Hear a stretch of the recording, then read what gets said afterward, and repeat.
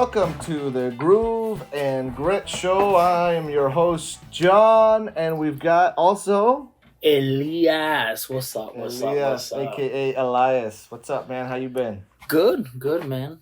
Just, going through the struggle of being South Florida fans of all the teams that we have to deal with. But I see you got the Panthers behind you.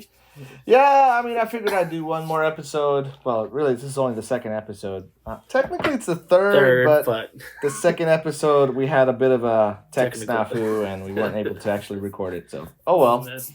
But yeah, I figured I would do one more time with a Panthers background because, hey, why not?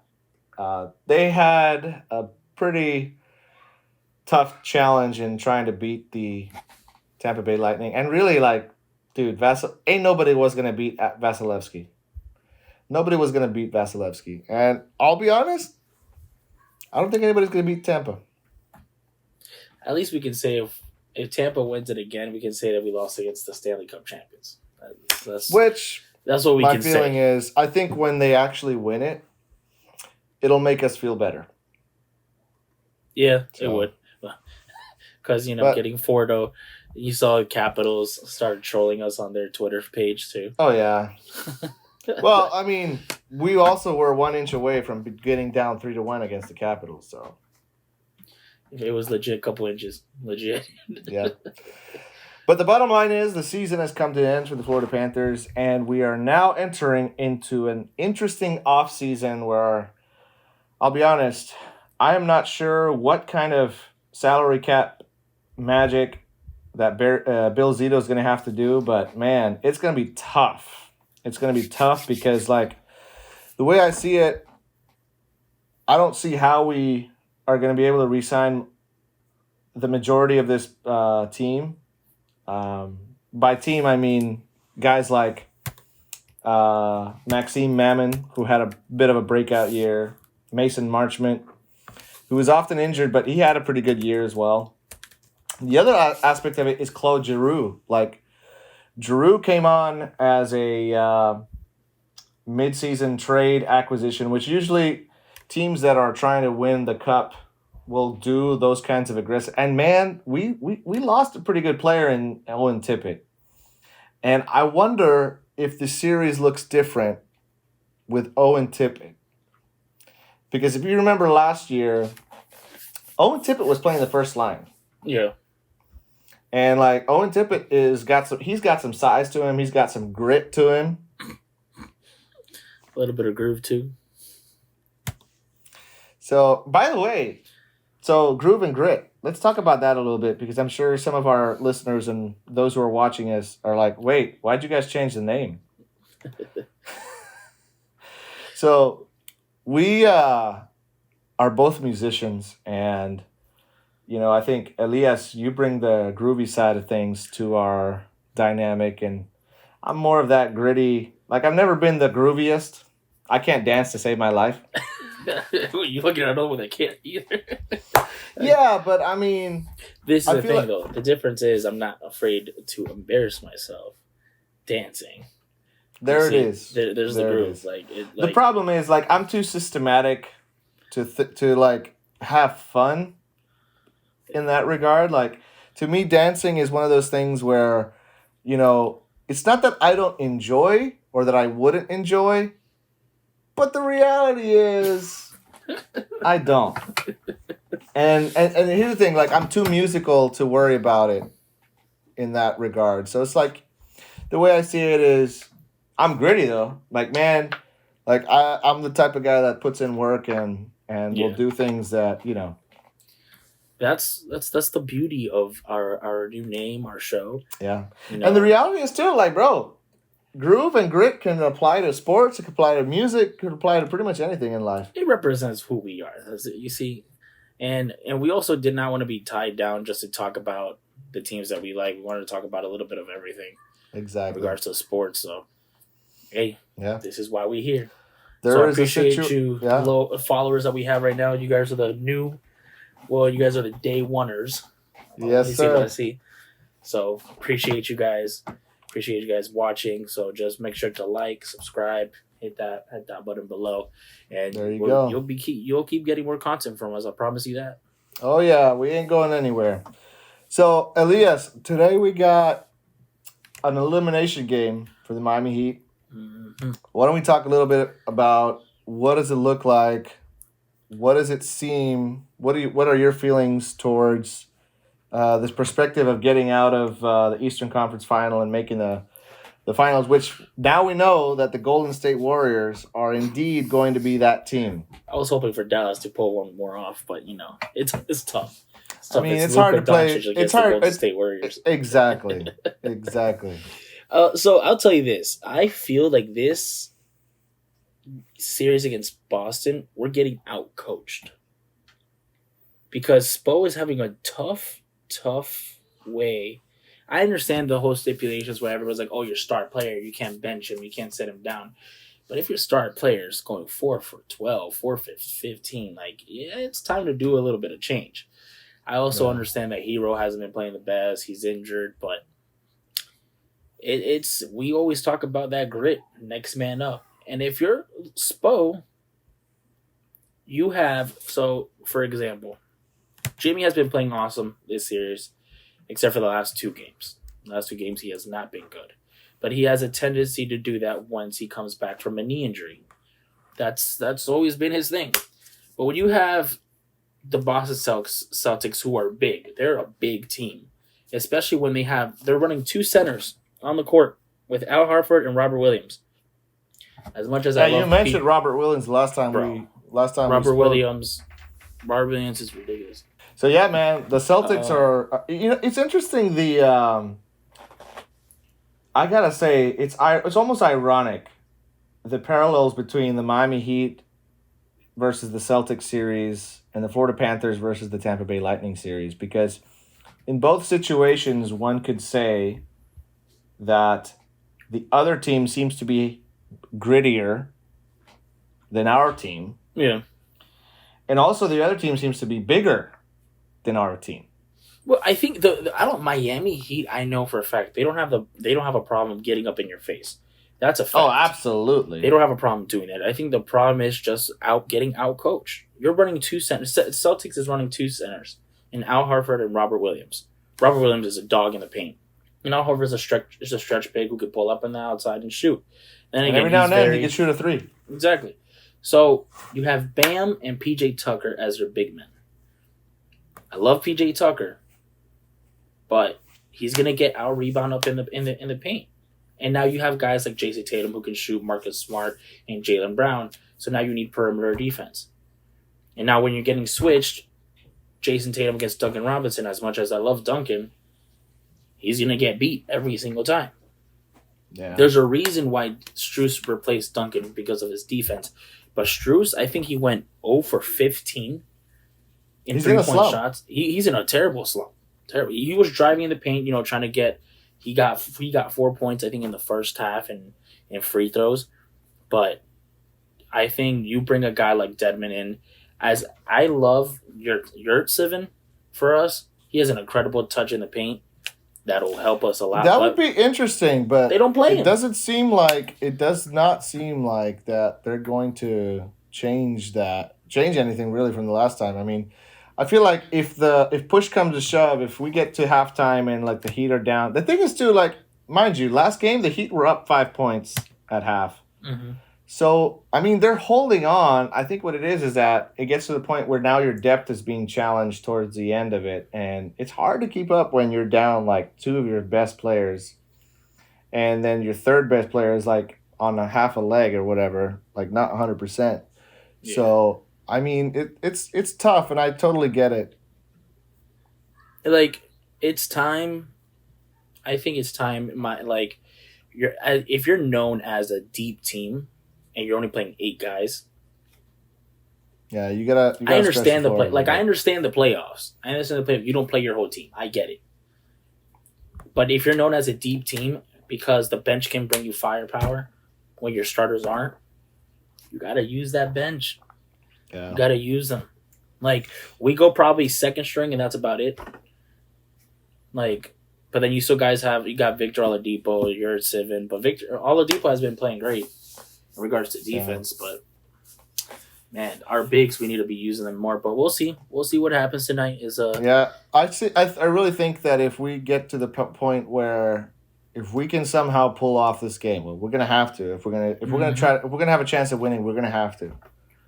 Oh yeah. But if we could just pull it out, and again, all it takes is a cold streak for the Celtics, which they've been known to have. Like they've had a couple games this playoffs where all of a sudden they can't make a shot. Mm-hmm.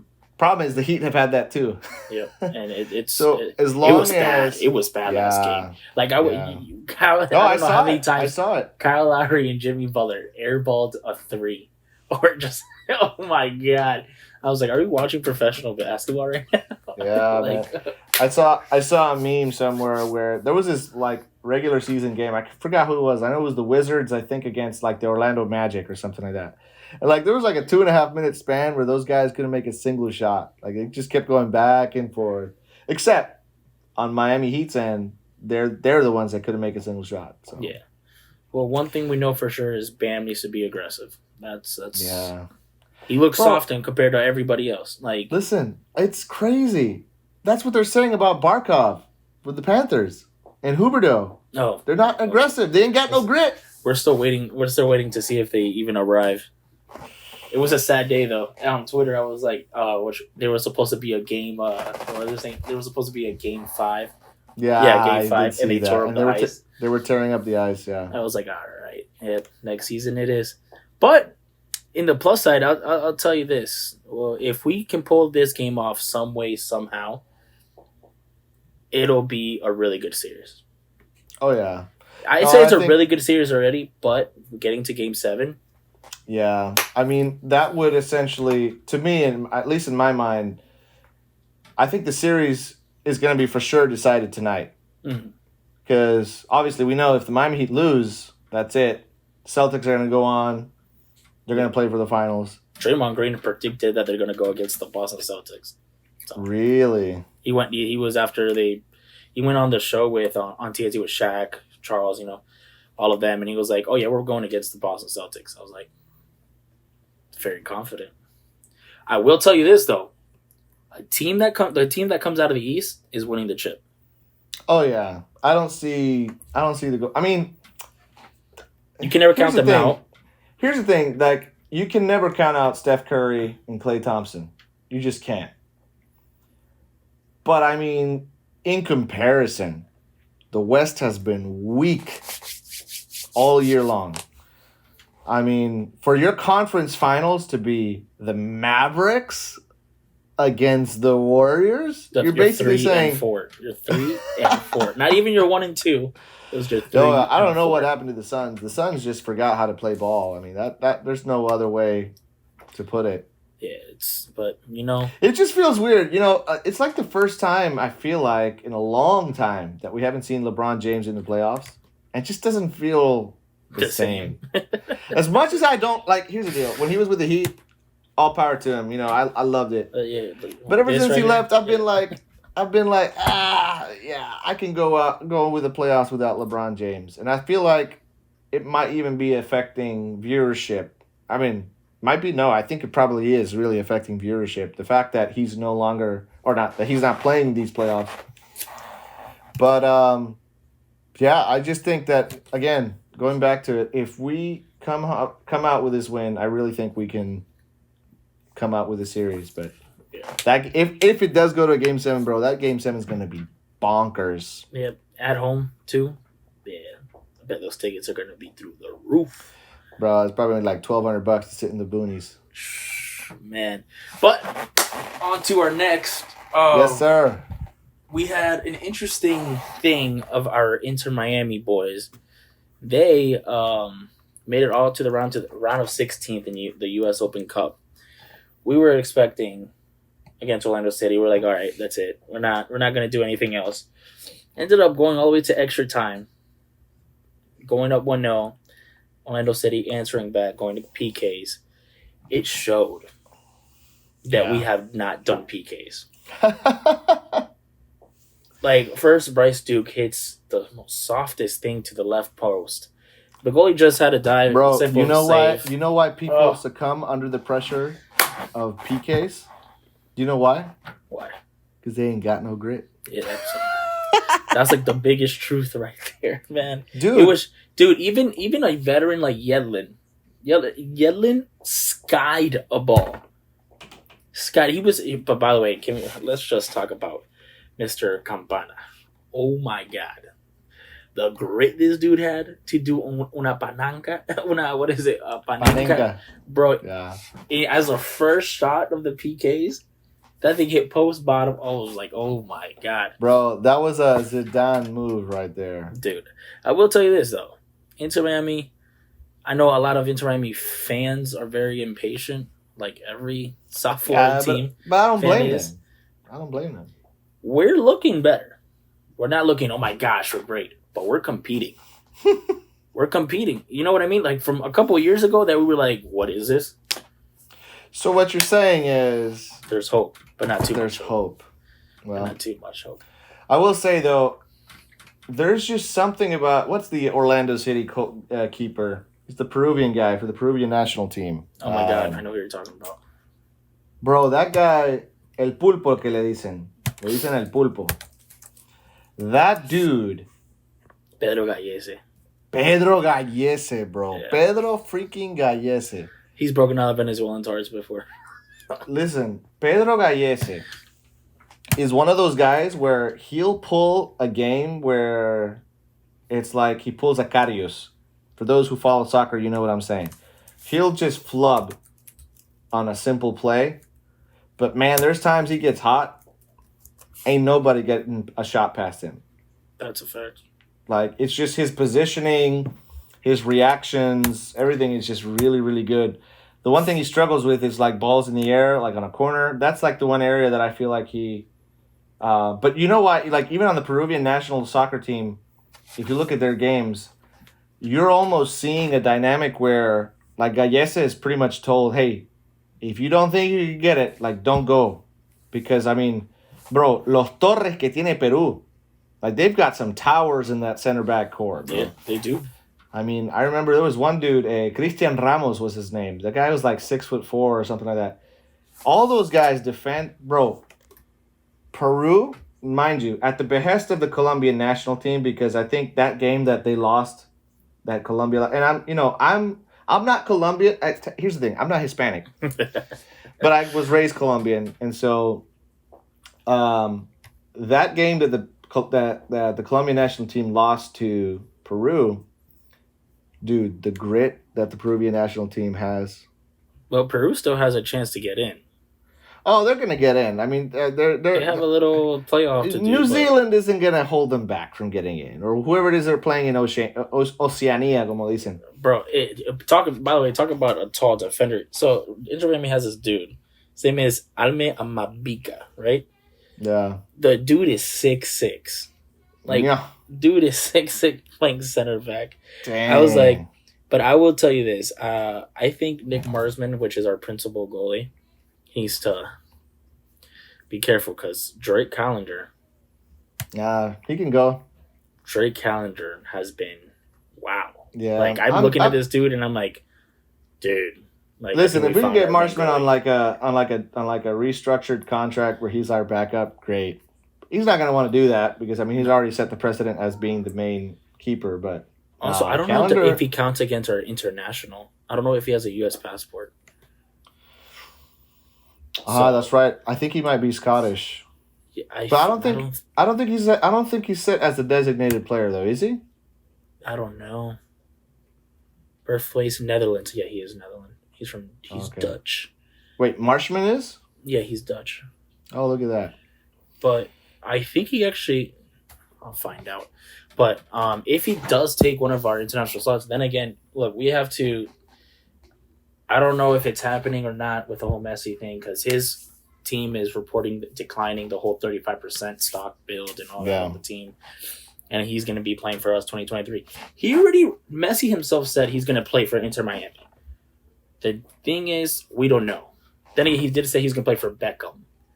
Beckham is owner of Inter Miami. I mean, I think it's almost inevitable he will eventually come here. I just don't see him coming next year. because he's still playing at a high level. Yeah.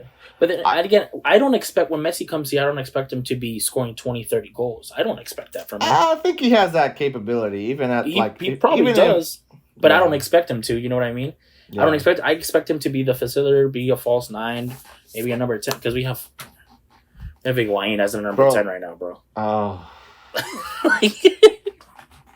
he has a number 10 jersey right now. Let me tell you. I think Messi will have PTSD if he plays on the same team as Higuain. Oh yeah, because PTSD from the missed penalty kick. And listen, mind you, I am not a huge. Okay, so whenever Messi plays Cristiano Ronaldo, like I'm Ronaldo all the way. Like I'm a Ronaldo fanboy. I'm a self-proclaimed. I'm the other way. I'm a Messi. You know, you're a Messi. You see, you got the groove. I got the grit. Ronaldo is all about that grit, hardworking. Messi has that talent. He's got that groove like nobody else. Oh yeah, that's a fact. And I'm not going to deny that, but like, I just feel like Messi needs to go back to Barcelona and try to fix the things that. Because I didn't like how he left. I really feel like he didn't get a nice. He didn't get to leave on his own terms. Yeah, I will tell you this: as a Barca fan myself, I do not want him back. I want that to be not so much long gone, but I want Barca to move on. You just want to get over that. Yeah, there was hope. So yeah, Barca started playing well because a guy like Pedri. Right, we have him in a midfielder. Like you saw how well Miami, how well Barca can play. Barcelona, yeah. But as soon as Pedri got injured, we're like, all right, yeah, we're gonna start losing. We went on a three run where we lost and all that stuff. So. It's one of those things where I've noticed that when it comes to styles of play, not just in soccer but pretty much in every sport, there are certain styles of play that are 100% dependent on the individual player that you might have for that style. Mm-hmm. Because the tiki-taka style in Barcelona is not new. Like, that's been around for a while. I mean, actually, I can even remember, like, the Colombian national team of the 90s. Like, they had a bit of a tiki-taka style. Like, there was that game where they beat Argentina 5-0. In Argentina, might I add. Yeah. They had a pretty tiki-taka style. The thing is, when Spain started doing it, right? When they started doing it right before, I would say, I think that style started probably around 2006, 2007. Around the same time that Guardiola comes to Barcelona and they implement that, I think it was like in 2008, 2009. Yeah. Was at the same time. No, it was 2008 because at 2008, that's when Spain wins the Euro Cup, the Euro. Yeah, the Euro. They won the Euro. And, pretty much the entire team. The entire team was Madrid and Barcelona players. They won the Euro against Germany, if I'm not mistaken, in 2008. And, but you see, that team, because, like, if you look at how Barcelona's style was, the tiki-taka style, that team had Iniesta, Xavi, and Busquets as they were the engine of that style. Yeah. Iniesta, Xavi, Busquets, the engine. And then every now and then you could have thrown a Xavi Alonso, you could have thrown like a let's see who else. Dude, there was a couple guys. 2008. I'm like, that was not too long ago. Bro, that was a while ago. Dude, yeah. I was 10 years old. Oh man, I was like, dang. Yeah, man. That kind of shows like my age. I think in 2008, I forgot. I'm not going to even get into that. But anyways, Messi, I think, was a product of that tiki-taka style. And Spain benefited greatly because Barcelona's core was, in fact, Iniesta, Xavi, Busquets. Mm-hmm. And so Iniesta, really, it almost didn't matter who you had up top. I mean, it did, but it didn't. Well, but yeah. like Eto, Ronaldinho, David Villa, Pedro, like por Dios, like por Henry, Dios. Zlatan, por Dios. Like just put anybody that can score a ball on the top. Well, you know the one player that didn't work out for Barcelona in that style was Zlatan. Yeah, it was and the reason Zlatan, why. man.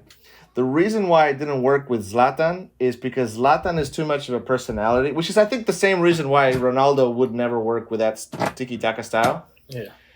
It's because for Barcelona, that style required you to play literally the entire field. Like, you had to come down, way into your own half, and, like, move the ball pasito a pasito, running these diagonal runs. Whereas Zlatan is a classic 9, is a classic number 9 that you're trying to get the ball to him in the box so that he can, out muscle everybody and out grit everybody to the ball. And it's not to say he doesn't have technique. He's got great ball technique. Look at LA Galaxy, what he did. He came to that. What he did in MLS. Exactly. He was doing karate chops. One of my favorite seasons or times or teams that I think Zlatan played with was when he was with Inter Milan. Mm-hmm. That was like one of my favorite teams. I remember I celebrated so hard when Inter Milan beat Barcelona. And it was a beautiful thing. It was a Congrats to them though. They just won. The Scudetto. Yeah, no. Wait, no. Inter Milan. AC Milan won. AC Milan. Yeah. Which, guess who is the number 9 of that team? Zlatan. So they also had Giroud. Giroud is playing. Listen, I don't know what France is going to do in the World Cup. Yeah. Giroud scoring goal for Milan. Benzema is a whole nother level.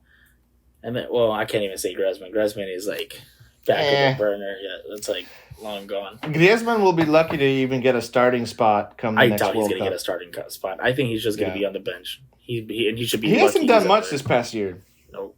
Then again, he was a product of a failed Barcelona experiment. So I still that. To me is such a blur. I don't get that. That was one of those things. I feel like what Barcelona did, and man, what Barcelona did in getting Griezmann is about the equivalent of what the Dolphins did and have done, getting all these players who they thought was going to be great. I mean, the Mike Wallaces of the world, the Brandon Marshalls of the world. Oh, man. Who else did we have that we paid a ton of money and ended up not doing anything? I mean, Ndamukong Suh probably he had some type of effect, but he had some games that he played pretty good. At least we drafted Charles Harris, Taco Charlton. But then they leave the Dolphins and they become an all-pro. Yeah, bro, you see Taco Charlton right now? Dude is... I'm I think he's with the Bears right now. The dude is really... But, Robert Quinn too, had a great season too. Bro, it's you think about all this stuff that, we have to deal with. I mean, this is why we do this. This is why we talk about sports, because it's the only way we could, get it off our backs, That is true. But I'll tell you this. So before we go into football, American football, who you got tomorrow? Real Madrid or Liverpool? Oh, well, I mean, I've always been a Madrid fan, but I think I've been more of a Cristiano Ronaldo fan than I was a Madrid fan. And even back in the day, when we had Ronaldo Nazario, o Ronaldo brasileiro, cara, o Ronaldo real, o Ronaldo, little patch, the little triangular Ronaldo, the Illuminaldo. Illuminaldo. Oh my god. Bro, dude, when I've always admired Real Madrid from afar, and really here's the thing, I'm a sports fan, man. I really like the Real Madrid, the Galacticos. I really like the AC Milan teams of 2003, 2004. You know what I was a fan of? Galatasaray Drogba. Yeah. Chelsea Drogba. That was another. Oh. Speaking of AC Milan, I'll never forget that final, bro. That final, I believe it was in 2005 or 2000. No, yeah, it was 2005. The Liverpool AC Milan. AC Milan is up 3-0 at the half. And Liverpool, I'm going to set you up with this one. I'm going to give you a little alley-oop. You ready? Liverpool with pure grit. Took me a bit. Took you a minute, bro. I was set me up with what I was thinking. I was like... This guy. Liverpool with pure grit. And now listen, here's the thing. When they tie the game, they get back in, they get to penalties. Squad, Cafu, Dida. Bro. Oh my God. Andrea Pirlo, Kaká, that midfield. Oh my God. Nasty, bro. Nasty. That was groovy, bro. Who was their forward? Hernan Crespo. All right, I'm going to see if I can recite their name, the starting lineup from memory. Because I'm not looking Crespo. at anything. Bro, they had Crespo. They had Shevchenko up on the top. Shevchenko. I just in the middle, they got Pirlo. They got Gattuso. They got, what was the other guy? Seedorf. Clarence Seedorf. And then they got Vincenzo Nesta. They got Cafu. They got who are their other guys? Maldini was still there? Yes. Holy crap, Maldini was on that team. Dida was on that team. Dida. Who was their left back? Best. ¿Cómo se llama? Paolo Maldini. Ay, mi madre. They had Gianluca Zambrotta. Yep. Like, they had a squad, bro. And really, if you look at the Liverpool team, like, I could probably name 4 players on that team. I'm about to look that up. The Liverpool players that I can remember was Xabi Alonso. You had Steven Gerrard, obviously.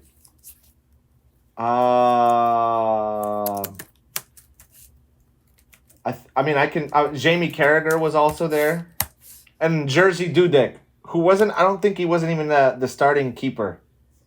But Jerzy Dudek was the guy. It was always funny because as a goalie, in high school, I would try to imitate some of the stuff that he would do. Like, he would do all these crazy little things to try to distract distract the penalty taker. And so here's the thing: as a soccer fan, when you go to penalties and you want to look at a team, you want to look at a matchup, a penalty matchup, look at who's the grittier team. Because I almost want to say, I can almost guarantee you, Mauricio Pellegrino. Yeah. Oh my God. Hey, I'll tell you this though. Comparing the squads, like Liverpool had a squad, but AC Milan. Yeah, but bro, AC Milan, that was like a Galactico squad for AC Milan. Yeah. And they didn't even come out number 1 in the group. It's crazy. Monaco did.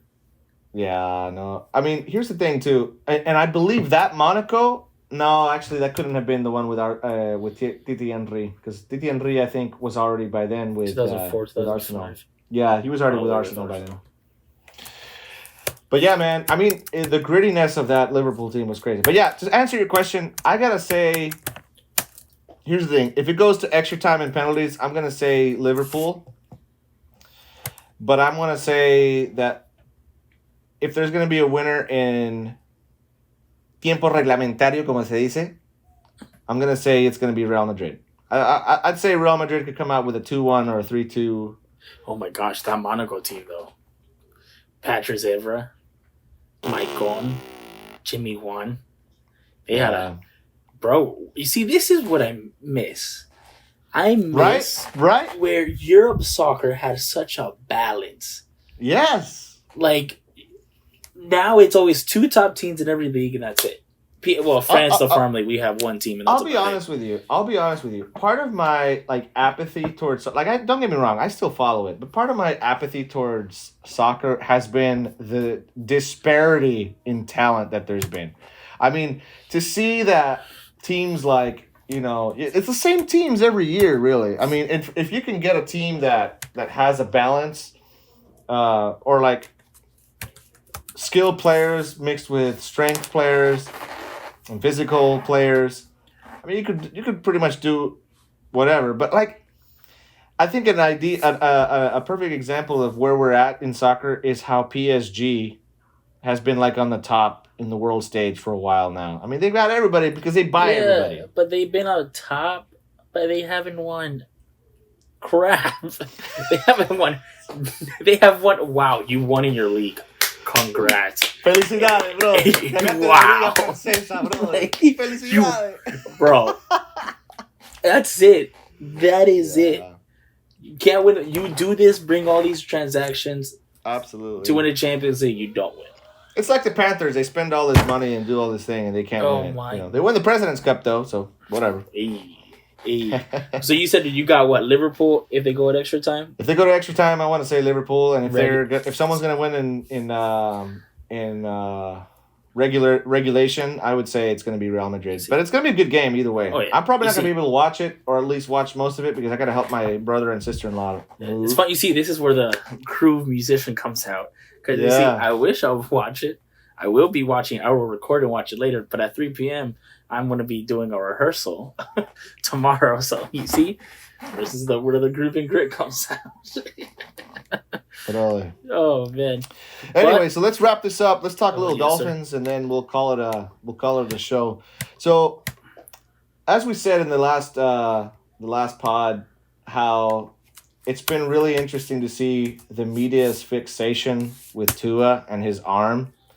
You've got the camp of like the Pro Football Focus guys, or no, who's the other guy? It's the Chris Sims and the other dude from. I forgot it. I don't even care to remember his name because like it's sickening the fixation they have with like it's got to be something like there's got to be some kind of a personal issue. Like I don't get it. I really don't get it. But it's very unfair though. It's really unfair like what the kid has gone through. Like the dude had probably not be able to play football ever again from that injury that he had. Comes back, does what he has to do, and proves people wrong, but shows that he has the grit to do it. Yeah. Well, I tell you what, if Tua does good this year, I can see him winning comeback player of the year.